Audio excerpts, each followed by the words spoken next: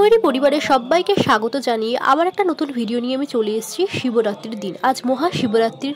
এই শিবরাত্রির দিন আমি কিভাবে কাটালাম তা ক্যামেরা বন্দি করলাম তোমাদের জন্য, তাই ভিডিওটা শেষ পর্যন্ত দেখতে থাকো। চলো ভিডিওটা শুরু করা যাক। কোন তিথিতে শিবরাত্রির পালন করা হয়, শিবরাত্রির দিন কি কি দিয়ে বাবার পুজো করতে হয়, সব ভিডিওতে আলোচনা করবো, তাই ভিডিওটা দেখতে থাকো। ফাল্গুন মাসের কৃষ্ণপক্ষে চতুর্দশ তিথিতে পালিত হয় শিবরাত্রি।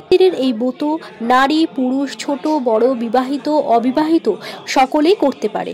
অনেকে সারাদিন উপবাস করে 4 প্রহরে 4 বার বাবার পুজো করে থাকে, আবার অনেকে সারাদিন উপোস করে প্রথম প্রহরেই বাবার পুজো করে থাকে। এখানে দেখো সবাই প্রথম প্রহরেই বাবার পুজো দিচ্ছে। পুরাণ অনুসারে আজ রাতে শিব সৃষ্টি স্মৃতি ও প্রলয়ের তাণ্ডব নৃত্য করেছিল। শিবরাত্রির ব্রত পালনের জন্য দুধ ঘি মধু চিনি মিশ্রণ এছাড়াও ফল আর সাদা মিষ্টি এগুলো বাবার খুবই পছন্দের।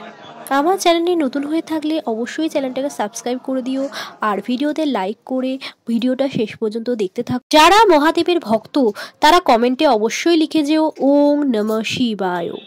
দেখো বন্ধুরা এখানে যজ্ঞ হচ্ছে।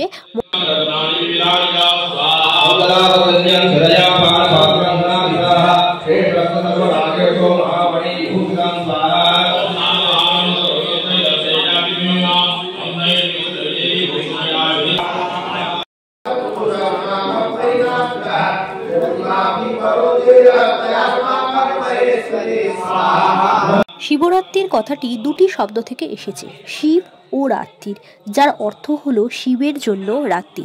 শিবরাত্রির দিন ভক্তি করে বাবার পুজো করলে বাবা সকলের মনোবাঞ্ছা পূর্ণ করে থাকেন।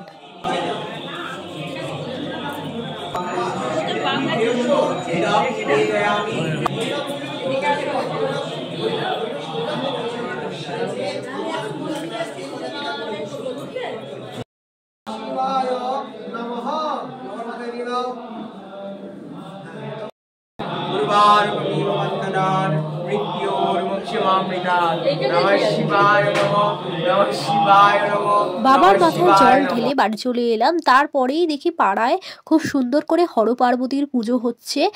এখানে দেখতেই পাচ্ছি ঠাকুর মশাই চলে এসছে, খুব সুন্দর করে জোগাড়জাটি হচ্ছে। সুন্দর করে চারিদিকে আলো দিয়ে এখানে সাজানো হয়েছে, দেখতেই পাচ্ছি বন্ধুরা। তো চলো আর কিছুক্ষণের মধ্যেই পুজো শুরু হয়ে যাবে।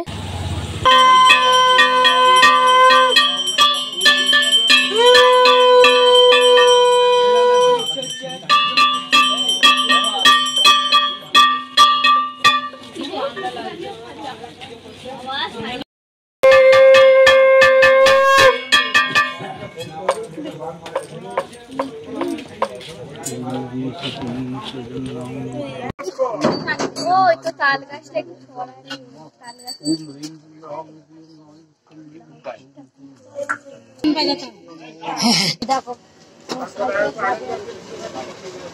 আজকের মতো ভিডিওটা এই পর্যন্তই। আবার দেখা হচ্ছে অন্য একটা ভিডিও নিয়ে তোমাদের সাথে। আজকের মতো সবাইকে টাটা। যারা প্রথম থেকে শেষ পর্যন্ত ভিডিওটা দিলে তাদের অনেক ধন্যবাদ।